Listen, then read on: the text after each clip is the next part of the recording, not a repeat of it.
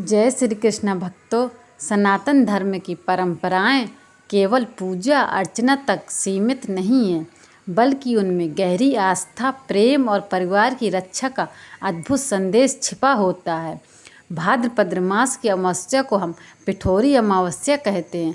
इसका नाम पिठोरी इसलिए पड़ा क्योंकि इस दिन आटे के पिठार से 64 मात्र शक्तियों और देवी देवताओं की मूर्तियां बनाकर उनका पूजन किया जाता है।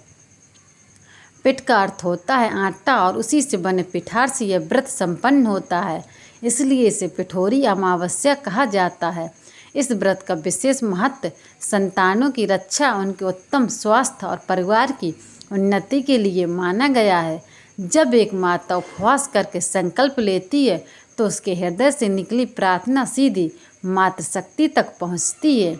इस दिन माताएं न केवल अपने बच्चों की दीर्घायु और सुख समृद्धि की कामना करती हैं, बल्कि समस्त कुल परिवार के कल्याण की भी मंगल भावना रखती हैं। इस व्रत की कथा और पूजन परंपरा यह सिद्ध करती है कि माता का स्नेह और श्रद्धा जब भक्ति से जुड़ जाते हैं तो असंभव भी संभव हो जाता है, और संकट चाहे कितना ही बड़ा क्यों न हो, मातृशक्ति की कृपा से संतानों की रक्षा निश्चित होती है। पौराणिक शास्त्रों में भाद्रपद अमावस्या के दिन कुशा इकट्ठी करने की मान्यता है। इसे पिठौरा, कुशोत्पाटनी, कुशग्रहणी अमावस्या आदि नामों से भी जाना जाता है। इस दिन सुहागनें व्रत रखकर भगवान भोलेनाथ और देवी दुर्गा का पूजन करती हैं।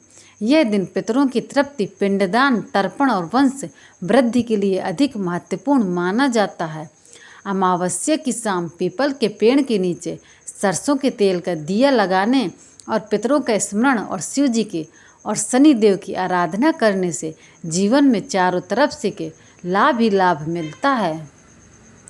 भक्तों, कथा का आरंभ करने से पूर्व आप सबसे निवेदन है कि इसे केवल एक कहानी न माने, बल्कि इसे माता पिठोरी की महिमा के रूप में श्रद्धा और विश्वास के साथ सुने। पुराणों में कहा गया है कि जब भी कोई कथा भक्ति भाव से सुनी जाती है तो उसका पुण्य श्रोताओं के जीवन को आलोकित कर देता है। संत जन भी कहते हैं, कथा केवल शब्द नहीं, ईश्वर की अनुभूति का सेतु है। अतः आप सभी अपने हृदय को निर्मल कर मातृशक्ति का स्मरण करते हुए इस कथा को सुनें। यह कथा हमें केवल संतान सुख और रक्षा का ही संदेश नहीं देती, बल्कि यह भी सिखाती है कि माता के हृदय से निकली प्रार्थना कभी व्यर्थ नहीं जाती। तो आइए भक्ति भाव और श्रद्धा के साथ इस पावन पिठोरी अमावस्या व्रत कथा का आरंभ करते हैं। प्रेम से बोलिए जय भोलेनाथ, जय माँ दुर्गा। बहुत समय पहले की बात है, जब एक ही गांव में 7 भाई रहते थे। सभी परिश्रमी, धर्मनिष्ठ और प्रेम भाव से रहने वाले थे। सातों की पत्नियां भी गृह कार्य में निपुण और अत्यंत संस्कारवान थीं। घर में बच्चों की किलकारियां गूंजती थीं और पूरा परिवार आनंद में जीवन व्यतीत कर रहा था। परंतु जब संतान पर संकट आता है तो माता पिता का हृदय डोल उठता है, और ऐसा ही संकट इस परिवार पर बार बार आने लगा। हुआ यूं कि जब पहले भाई की पत्नी ने पिठोरी अमावस्या का व्रत किया और पूरे विधि विधान से पूजा संपन्न की, तो संयोगवश उसी समय उसके पुत्र की असामयिक मृत्यु हो गई। सारे परिवार में शोक छा गया। लोग कहने लगे कि शायद यही व्रत ही अशुभ है। लेकिन फिर अगले वर्ष दूसरे भाई की पत्नी ने यह व्रत किया और उसी प्रकार उसके पुत्र की भी मृत्यु हो गई। अब परिवार में भय और शंका फैल गई। एक एक करके 7 वर्षों तक यही क्रम चलता रहा। 7 भाइयों की पत्नियां व्रत करती और हर बार किसी न किसी संतान की अकाल मृत्यु हो जाती। इस रहस्य से पूरा परिवार टूटने लगा। माताएं रो रो कर दिन बिताने लगीं। भाई एक दूसरे को दोष देने लगे कि शायद किसी ने भूल की हो, लेकिन व्रत का फल ऐसा कैसे हो सकता है कि संतान की मृत्यु हो जाए। इस प्रश्न ने पूरे परिवार को घेर लिया। 7वें वर्ष की बात है, बड़े भाई की पत्नी ने जब व्रत किया तो उसका भी पुत्र असमय प्राण त्याग किया, किंतु इस बार उसने हिम्मत दिखाई और अपने पुत्र का शव छिपा दिया।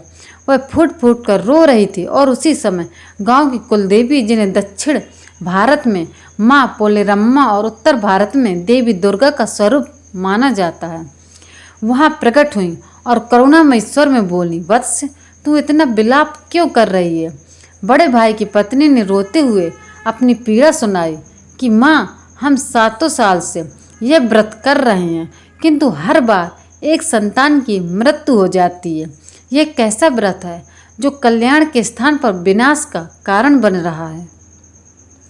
देवी मुस्कुराई और बोली, वत्स, यह व्रत अशुभ नहीं है, अत्यंत शुभ है, किंतु तुम लोगों ने इसके पीछे छिपे रहस्य को समझा नहीं। यह व्रत केवल उपवास और पूजा भर नहीं है, यह व्रत संतान के जन्म मृत्यु चक्र को संतुलित करने वाला है। आज मैं तुम्हें उपाय बताती हूँ। तुम अपने पुत्र की मृत्यु स्थली पर हल्दी छिड़को। उस हल्दी में मातृ शक्ति का वरदान है। यह पवित्रता और जीवन शक्ति प्रदान करती है। बड़े भाई की पत्नी ने जैसे ही देवी के वचनों का पालन किया और हल्दी छिड़क कर घर लौटी तो देखा कि उसका पुत्र जीवित हो उठा है। न केवल वही बल्कि अन्य भाइयों के मृत हुए सभी पुत्र भी पुनर्जीवित हो गए। घर में खुशी का ठिकाना न रहा। सभी भाई, उनकी पत्नी और बच्चे एक साथ मिलकर देवी की स्तुति करने लगे और कृतज्ञता के साथ प्रण किया कि इस व्रत की परंपरा को कभी नहीं टूटने देंगे। उस दिन से यह मान्यता प्रचलित हुई कि पिठोरी अमावस्या का व्रत माताएं अपने संतान के संकट निवारण के लिए करती हैं। इस व्रत में आटे का पिठार बनाकर 64 योगिनियों और मातृ देवियों की पूजा की जाती है।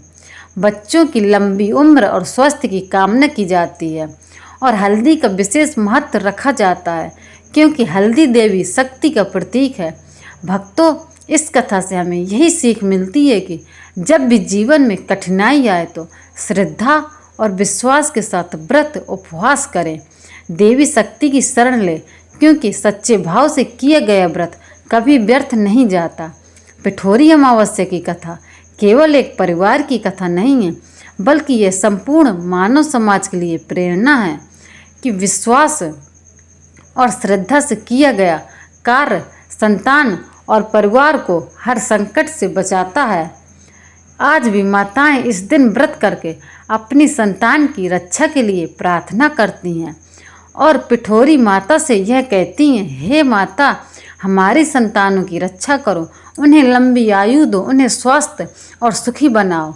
इस प्रकार यह कथा हमें यह भी बताती है कि व्रत केवल कर्मकांड नहीं, बल्कि जीवन में आस्था, धैर्य और देवी शक्ति में विश्वास का अद्भुत संगम है।